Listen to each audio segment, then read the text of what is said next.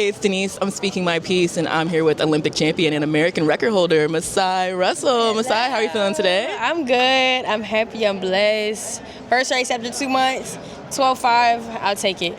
I mean, it was a great race, though. Yeah. You definitely got out, and as you said, it's your first one back since Grand Slam Miami. Yeah. What was the interim like? I know you said you were out for a personal reason. Are you okay? Like, update us. Yeah, I mean, I tweaked my ankle the week after I ran at the Miami Grand Slam, and I think that, like, my body was just in a place where, like, it's clearly never been before. Number 2 all time ever, like, putting force into the ground, putting just the fastest speeds that I've ever run, you know, the whole nine. So for me, I think my body was just like, it needed a little more time to recover, and me being me, I was like, No. I feel good, let's go, like, let's go, I'm ready to run again. And, you know, the body gonna talk to you when it feels some type of way. So I did tweak my ankle. I wasn't able to walk. I wasn't able to come up on my toe. I wasn't able to push out. This is a comeback. This is really good, then. No, yeah, that's why I'm happy, because I didn't even think that I was going to be able to compete like here. I did miss the Philly Grand Slam, and just watching that, I'm just like sitting there watching the meet, like with my leg elevated, iced up. Yeah, like I want to be there. So the fact that I'm here, like 5 weeks later, or I don't even know when the last Grand Slam was, but just like me being where I'm at now, just coming back, sitting out for 3 weeks, you know, I'm just blessed. No, definitely. And what are you working on in this meantime to make sure that you're ready for USAs? Yeah, I mean, I'm just doing me. I'm doing what I always do. Me and my coach already have a plan, like going into USAs. I'm always ready to run fast anytime USAs comes around. So I'm very confident in just going out there, making that team, and then just continuing on with the season. You know, the last time you were here, the first time I met you, you talked about how the real money is made at the Olympics, Yeah. at World Yeah, Championships, for and then sure. you went out and won an Olympic medal. Crazy. How has your life changed since then?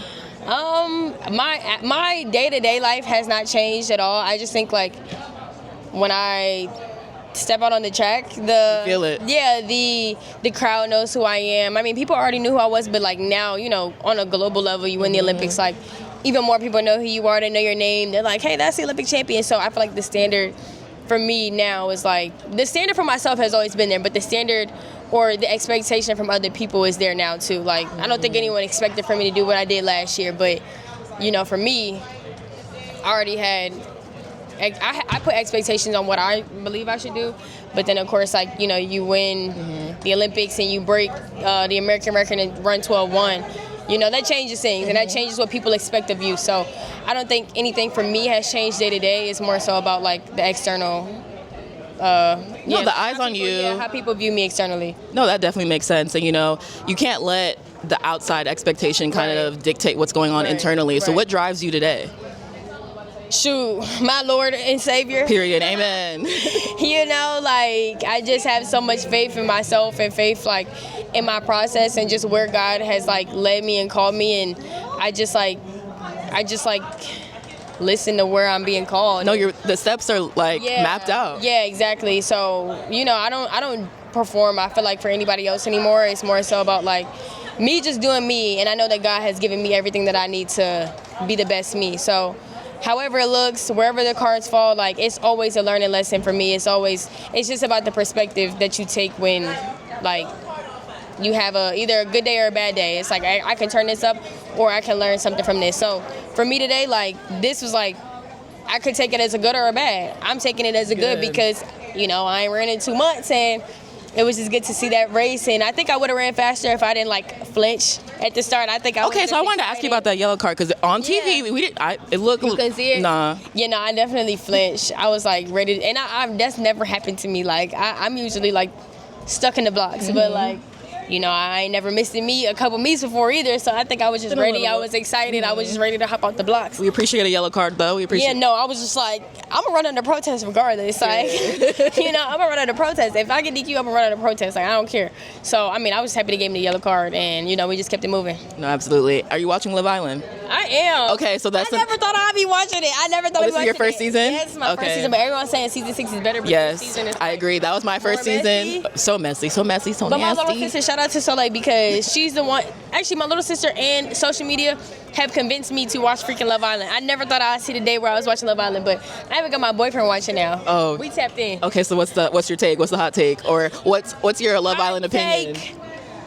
I actually really do love Huda. I like some Huda stands in here. I like her. Yeah, no, I really like her because she takes accountability. Like, I feel like, us as women, sometimes we are like a little irrational in our emotions and we just kind of like react and like we don't really know how it affects other people, but like I can always respect someone that can take accountability, that can apologize and like try to talk and keep it moving. Like if you can have a conversation about it, then I feel like you're grown enough to like you're mature enough. A lot of people, they don't want to have conversations. She could easily crash out and be like, at least she comes back and is like, hey, that might not have been right, or like, I didn't mean it that way. Right. And that's the one thing I can say about this current situation between her and Shelly, that I didn't think I'd be on Huda's side, but I am. Yeah, I didn't think I would have either, but just like the way that like it was handled between like the three girls versus like her and the way they were looking at her, I'm like, everybody has moments where they crash out. Everybody has moments where like their feelings or their emotions get the best of them. So like we're not about to sit here and act like they not stuck in this villa. They already seems miserable to start. They eating the same food every day. And her threshold is like, especially in that challenge, everyone was doing their big one. So like what Huda considers her big one and what you consider your big one is like two different things. Like, I mean, I don't think that it was what she did in the challenge was right. But like I said to my boyfriend, we was talking about it, like if Shelly and Ace was locked in, it would be different. It wouldn't have been a topic of discussion because they would have been unlocked. Like Shelly was the one playing from the jump. Yes. So it's like if you was locked in with Ace, this wouldn't have even happened. Like you and Chris wouldn't have even been a thing. So that's just my hot take. And do we hate Taylor?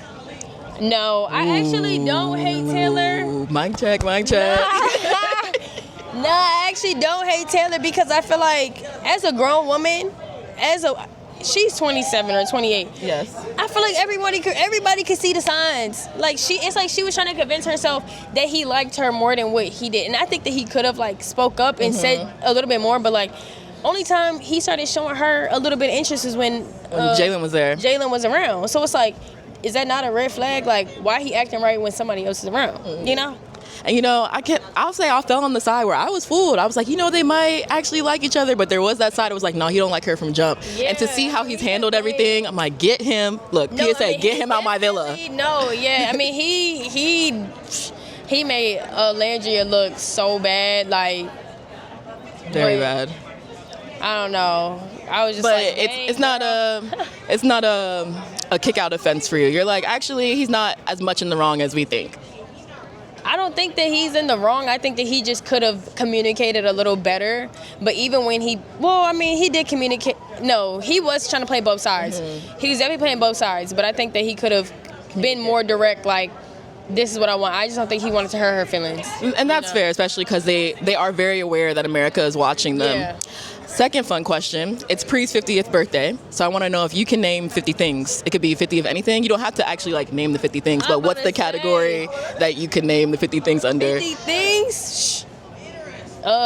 50. I can name 50 states. Period. Smart girly. Do you do it with the song or do you just? I do. I gotta do it with the song. I can't do it. I gotta Alabama. Let's go. Period. Okay, and then as you know, my show's called Speak Your Piece, so have to ask you to speak your piece. What's an unpopular opinion, something you can give a TED Talk on? Doesn't have to be track related, but I do want to give you the floor to just go off. My unpopular opinion?